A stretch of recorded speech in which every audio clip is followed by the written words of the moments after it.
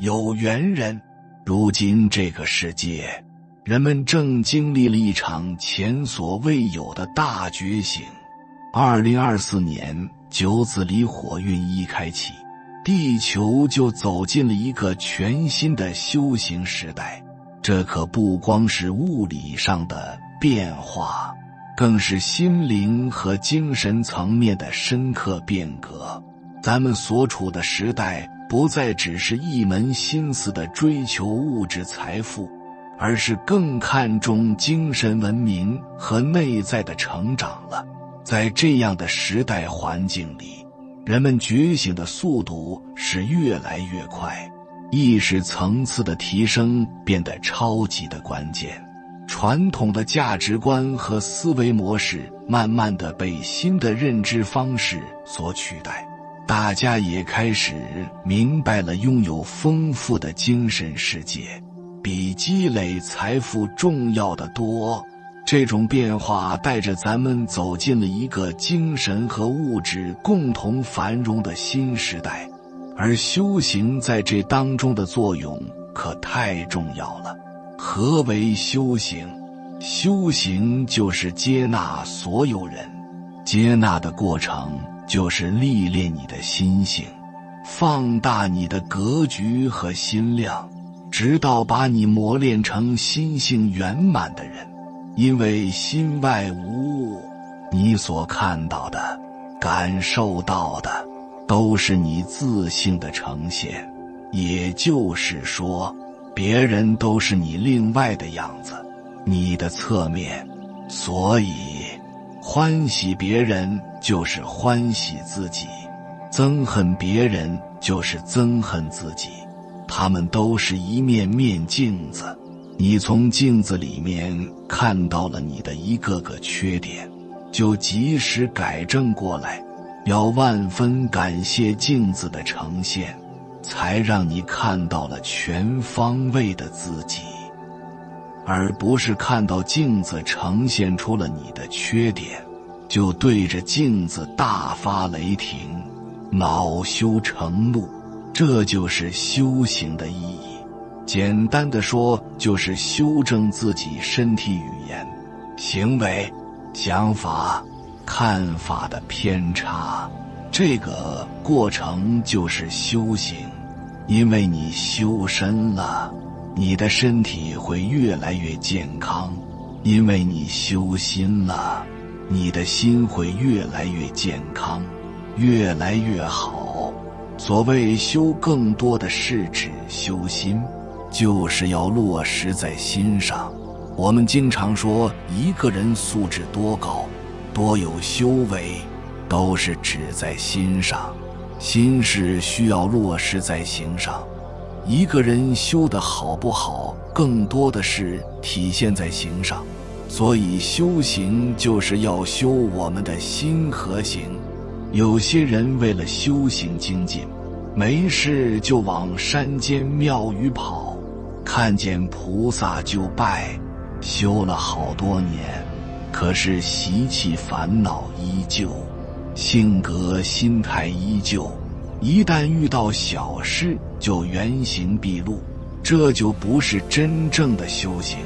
修行不再是佛教或者哲学里的概念，它已经变成了一种生活方式，是自我提升，让心灵平静和谐的实用方法。修行的关键在于深入地了解自己，通过不停的自我观察和内在的调整，让身心达到和谐统一。咱们经常误会修行就是某些特定的活动或者仪式，像长时间打坐或者不停的念诵。慧能禅师说，佛法在世间，不离世间觉。真正的修行不需要远在深山，也不需要高居神坛，真正的修行就在生活中的每一个瞬间里，每一次的跟人交流，每一次的认真工作，甚至每一次的呼吸，都是修行的好机会。随着时间的过去，修行的概念也一直在变。现在咱们提倡的是活在当下的修行方式。修行不能脱离社会，不能脱离现实。你的工作环境就是你的道场，真正的道场就是每一个当下，每一个眼前的存在，每一个念头。道场在你每一个受难处，道场在你每一个受卡和被卡处。修行必须从那里进行，这就意味着日常生活里，不管是做饭、洗衣服，还是跟家人朋友相处，到处都藏着修行的机会。全身心投入到每一个当下，不仅能提高生活质量，还能慢慢地提升精神层次。修行的过程就是把心里的杂念去掉，重新塑造自己。这要求我们在面对生活里的各种困难和挑战时，能保持内心的平静和清醒。这种内心的强大可不是一下子就能有的，得一直坚持努力，不断超越自己。真正的修行者，他们的生活方式可能跟别人不一样，甚至可能被误解、被排斥，但这一点也不影响他们在精神上获得一种超脱的自由和宁静。他们不会跟着大流走，而是按照自己的内心和智慧去生活。如果是一个真修行的人，你是在他身上看不到太多修行的痕迹。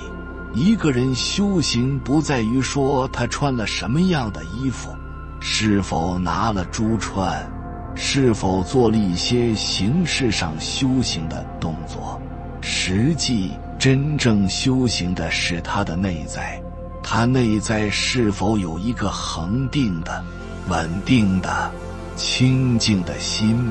很多时候我们评断一个人，就是看他在日常生活中能不能在起居坐卧中保持一个平稳的状态，能够好好吃饭，好好睡觉，在待人接物的时候，他始终保持一个稳定的情绪，稳定的心态。在不同的意见、不同的观点、不同的角度发生的时候，他都能保持一个和光同尘。他能用非常接纳和包容的角度来看待别人的不同，因为每个人的根基、因果、福报不同的时候，他都知道对方这样做都是对的，因为对方在他的生命阶段都有他该去做的那个事情。一个真正修行的人，他的情绪是非常的稳定的，他并不会在一个突发的事情来的时候，他一定要去争执，一定要去争输赢，遇事不处下和手柔的。当他遇到不同的观点、不同的角度、不同的心态的时候，他都能坦然地接纳。因为一个真正修行的人，从来不去想着要去改变别人，因为每个人的生命课题、生命轨迹是不同的。他从来没有想过去争输赢，去改变别人来证明自己是对的。恰恰他会给出空间，让别人能够有那个权利去执行自己的功课，有一个权利来完整的实现自己的功课，从来不会干涉别人的因果。一个真正修行的人，他其实就在关注自己，他很少向外求。因为一个人修行的话，就会在喧闹中能看到安静的存在，他会在喧闹中也安静共处。一个人会在动中找到那个静，并且在动中以静相处。这是修心的一个阶段。修行高的人做人做事自有一番别样的光景，然你没有这种契合的心态也难发现。其实就是说，你若对这些东西没有认同感，没有觉察力，你也难发现它就在人群之中和你擦身而过，你也觉察不到。因此我们说，修行修到自己和有道的人有缘了才能遇到，其实是说你才有这种认可他的认知力。一般来说，身上有这9种特点的人，修行的大多都不错。第一，摄受力，这种力量表现为就算不说话，也能靠自己的存在和行为影响周围的环境，给别人带来正面的能量和改变。一个人若修行有成，不必依靠滔滔不绝的言说去感化他人，仅仅是安然静坐或伫立，亦或专注于自身事物，就能对周边环境产生良好的影响力。与他亲近或有接触的人，都会被其散发的气场氛围所触动，此即所谓的感染力。何为感染力呢？乃是内心平和契合本真天性的力量，故而具有天然的凝聚效能与转化之。修行高深之人，确实能够扭转物质之境。所谓扭转物境，意味着能够切实改变周围人的心理状态与感受，能使现实中的诸事不致轻易陷入混乱无序。第二，专注力，这种人干啥都能集中精力，连吃喝拉撒都不例外。修行好的人做每一件小事，比如吃饭，跟你聊聊天，哪怕没啥好处的事儿，都特别的认真用心，用心看云赏花，用心扫地喝茶，用心工作交流，用心睡觉，刷牙洗脸。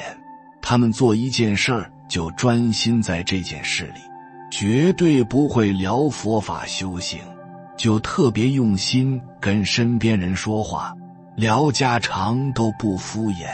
他们没有这种分别，因为对他们来说每件事都是修行，包括那些鸡毛蒜皮的小事儿，因为他们能活在没有分别、没有执着的专一境界里，所以这样的人就算做事失败也不后悔，因为他们都尽力了，而且他们的生活比别人充实太多了。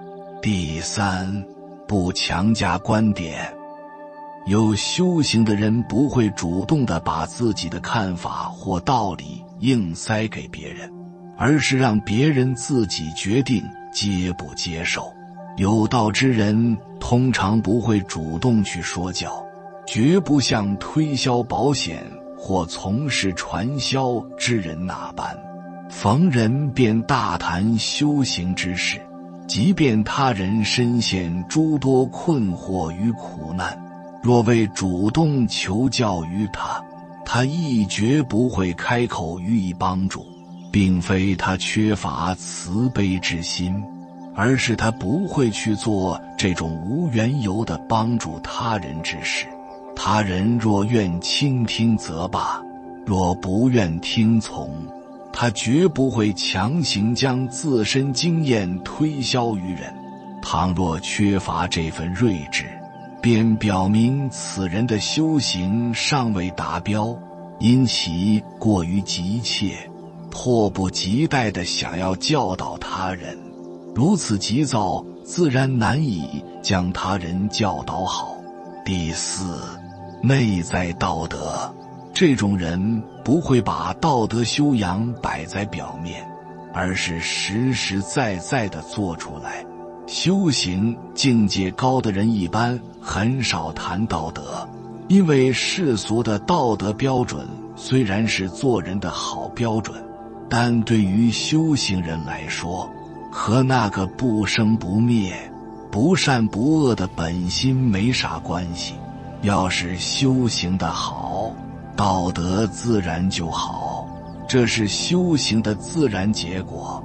所以有修行的人很少空谈道德，他们表面上不宣扬道德，既不吹自己道德好，也不批评别人道德差，但你看他们的做人做事，道德方面都做得特别到位。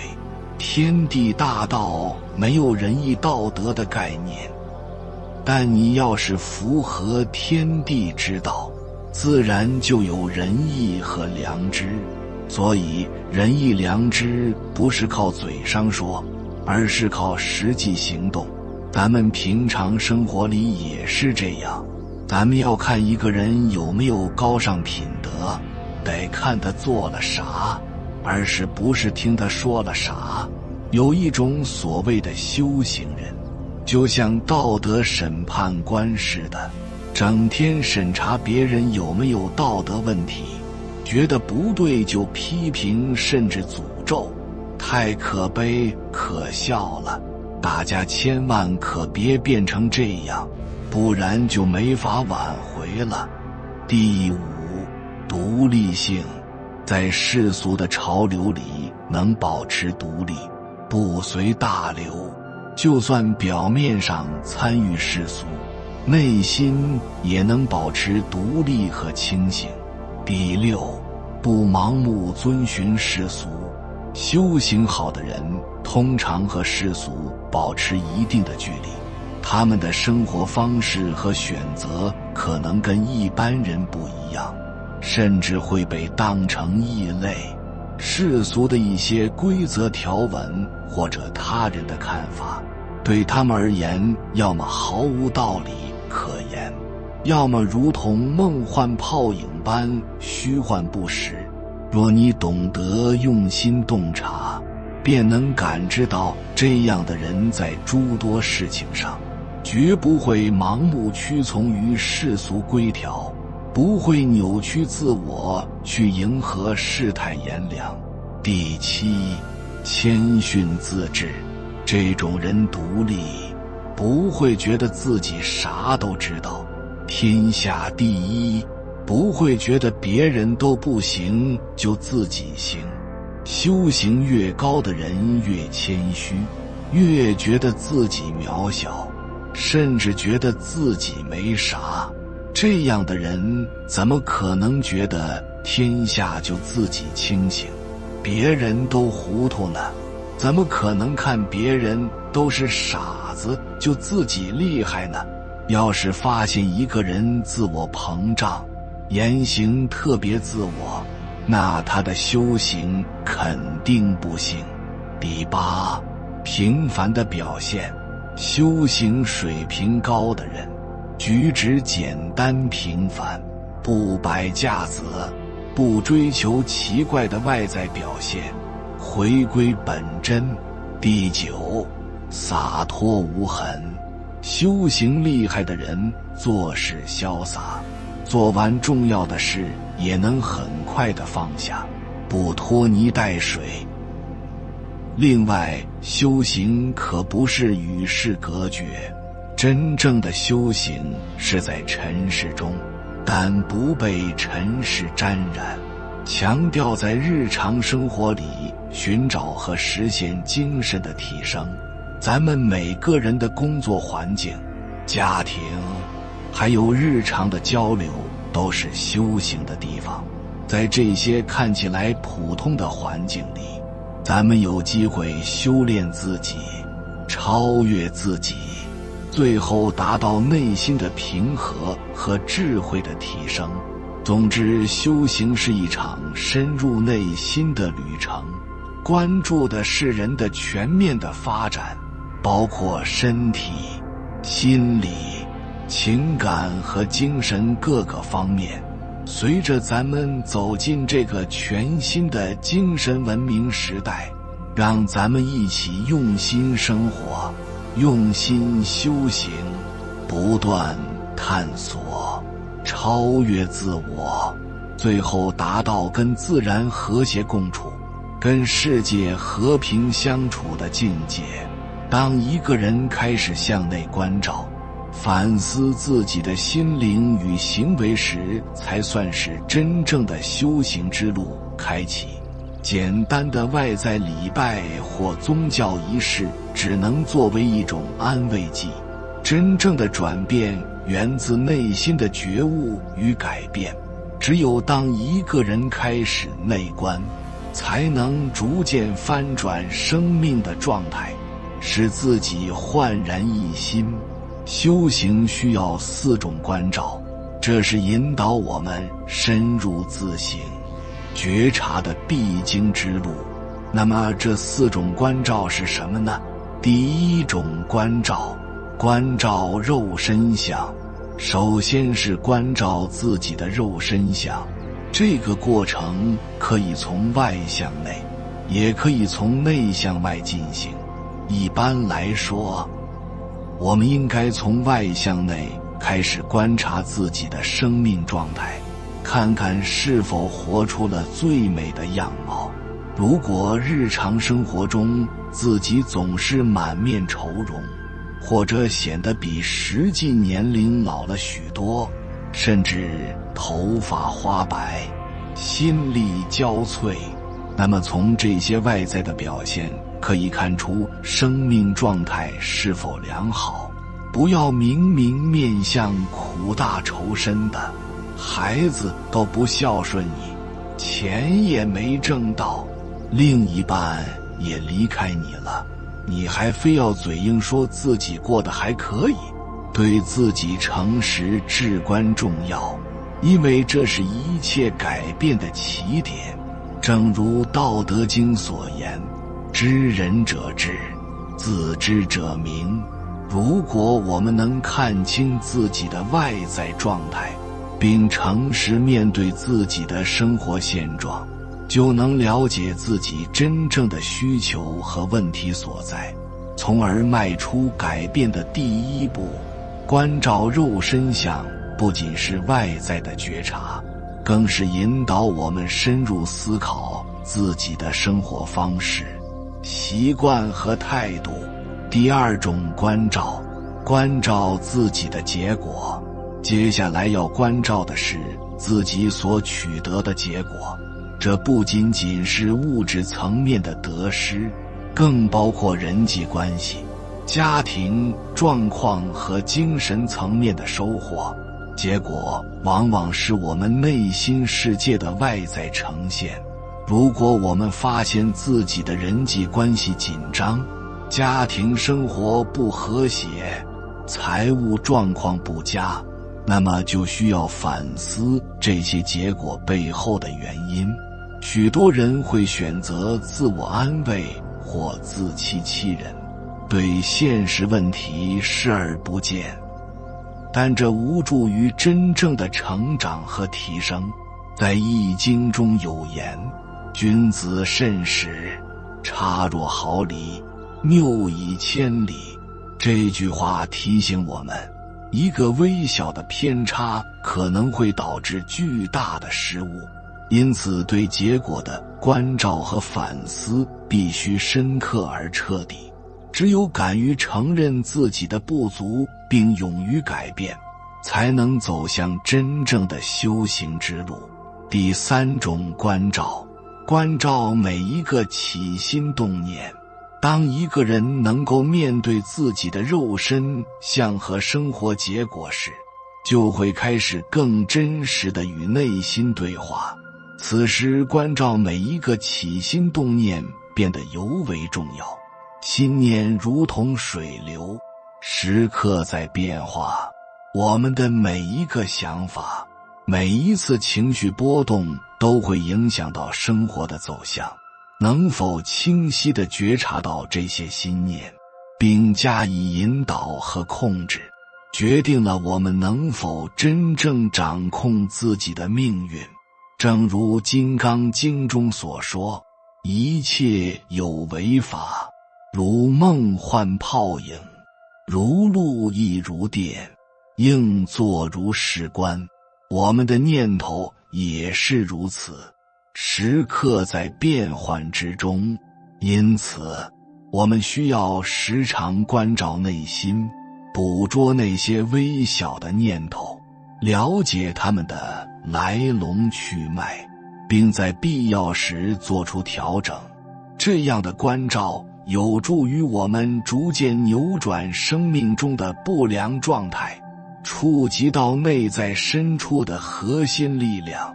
第4种关照，关照内在的愿力系统。最后，关照自己的愿力系统及内在的发心是否纯正，是否有真正为他人、为社会奉献的心。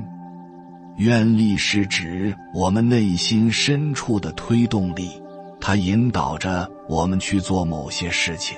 只有当一个人内心有高尚的愿力，愿意为他人和社会做出贡献时，才能称得上是修行的发心。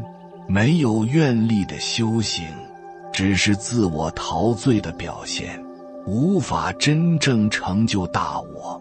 佛家讲究发菩提心，道家追求天人合一，这些都是发心的重要表现。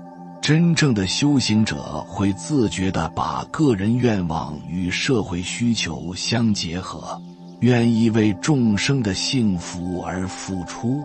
只有关照到自己的发心，我们才能说真正触及到内在的神佛。正如《道德经》所言，圣人不积，既以为人己欲有，既以与人己欲多。这是提醒我们，越是无私的付出，内在的获得便越多，起心动念便会惊动十方神佛。只要你有好的发心，并不懈努力，终将迎来好的结果。修行的最终意义，在这4种关照中，我们一步步深入，从外在的肉身到内在的起心动念，再到更深层次的愿力。这不仅是一种修行的方法，更是一种提升生命品质的路径。修行并不意味着逃避现实，而是要直面生活中的种种挑战，通过自省与关照来净化自我，进而达到身心的和谐与灵性的觉醒。修行不仅在于寺庙的清修，更在于日常生活中的每一个念头，每一次选择。修行不是为了遇见神，而是历事练心，是修正自己，是为了遇见更好的你自己。当你爱上你的日常生活，你的修行才刚刚开始。